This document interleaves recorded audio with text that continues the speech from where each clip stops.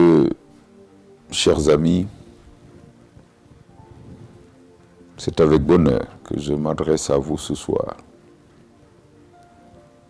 Lorsque le Plurianier célèbre sa 9e édition. L'occasion ne peut être plus belle, à mon niveau, pour remercier le promoteur, M. Alioune Bank, qui pendant 9 ans, sans discontinuer, a fait de moi le parrain de cette célèbre distinction, qui aura réuni les meilleurs d'entre nous dans divers corps de métier, dans diverses activités. M. Mbengue en lui-même, un modèle de détecteur de talent, enfui dans la jeunesse de notre pays, le boostant par mots et par veaux, créant cette synergie qui attire la confiance des décideurs, alors que notre jeunesse, donnant le meilleur d'elle-même, s'époumonne, de jour comme de nuit, pour dégager de nouvelles alternatives. Je voudrais le remercier pour cet acte de patriotisme, de loyauté, de fraternité, mais également de confiance.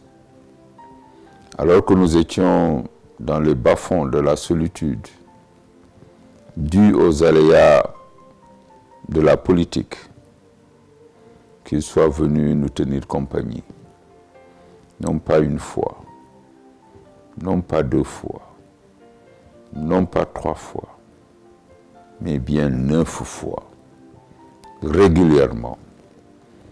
Alors que l'honnêteté nous fait admettre tout simplement qu'il y a énormément de parrains dont il peut s'entourer pour que la gloire jamais ne quitte cette célèbre distinction. Mais il a pensé rester fidèle à son option de départ et je prie Dieu de toujours nous faire mériter sa confiance. Ce soir, il nous convie à nouveau, sous un schéma nouveau, un format nouveau, qui répond à la gestion de la pandémie Covid-19, qui fait que c'est de manière virtuelle que nous organisons cette cérémonie. Je l'en félicite, parce qu'il n'y a pas de geste petit pour combattre cette mauvaise bestiole qui a mis nos économies en arrêt, qui a changé nos modes de vie et qui aujourd'hui conditionne jusqu'à la manière d'être des pays les plus développés.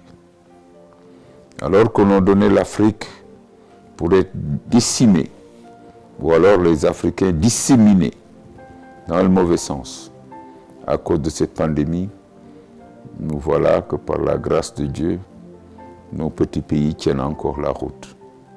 N'est-ce pas cela la résilience? N'est-ce pas cela la capacité de nos pays, à travers surtout sa jeunesse, de recevoir un coup qui aurait pu être mortel, mais qui lui permet, même s'il tangue, même s'il chancelle, de se retrouver sur ses pieds. Cette capacité de recevoir un coup dur, de perdre son équilibre un temps soit peu, mais de le retrouver immédiatement après. Dans cette capacité pour nos pays de retrouver une résilience économique avec comme vecteur la jeunesse, n'est-ce pas de cela que M. Mbengue nous a demandé de viser? Eh bien, cette jeunesse, nous lui devons tout. C'est le renouvellement de nos puissances, de nos capacités, de notre sang, de nos valeurs et de notre culture. C'est de cette jeunesse, vecteur du lendemain meilleur, sur lequel nous misons et à qui nous avons l'obligation de rendre le pouvoir en bien meilleur état que nous l'ayons reçu de nos prédécesseurs, que nous continuons de fonder nos espoirs de ce jour, mais aussi de tous les jours. Inutile de les voir sentir la tristesse de l'heure, mais également désolant de les voir détruire les réfectoires des cités universitaires. Désolant de les voir démolir les autobus. Désolant de les voir s'attaquer aux propriétés privées et aux biens publics. Il ne s'agit pas de cette jeunesse qui s'égare et qui a du mal à retrouver sa voie. Il s'agit de celle-là, des villes et des campagnes, celle-là consciente de ses responsabilités d'un lendemain. Un lendemain qui ne se profile pas dans un horizon lointain, mais d'un lendemain demain, après-demain, de cette jeunesse extrêmement consciente, qui est convaincue que nous autres aînés, nous n'avons rien de plus, nous n'avons rien de mieux qu'eux. Nous sommes nés dans les mêmes sources, nous nous sommes abreuvés des mêmes eaux et nous avons consommé le même mil. C'est de cette jeunesse qui est prête à aller le plus loin et le plus rapidement possible.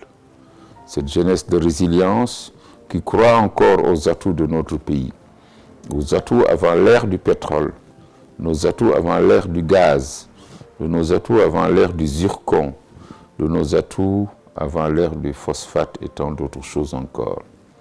Mais de cette jeunesse qui pense qu'avec sa culture, qu'avec sa formation, qu'avec son patriotisme, qu'avec son amour pour nos terroirs distinctifs des villes et des campagnes, eh bien, cette jeunesse peut conduire notre pays le plus loin et le plus haut possible.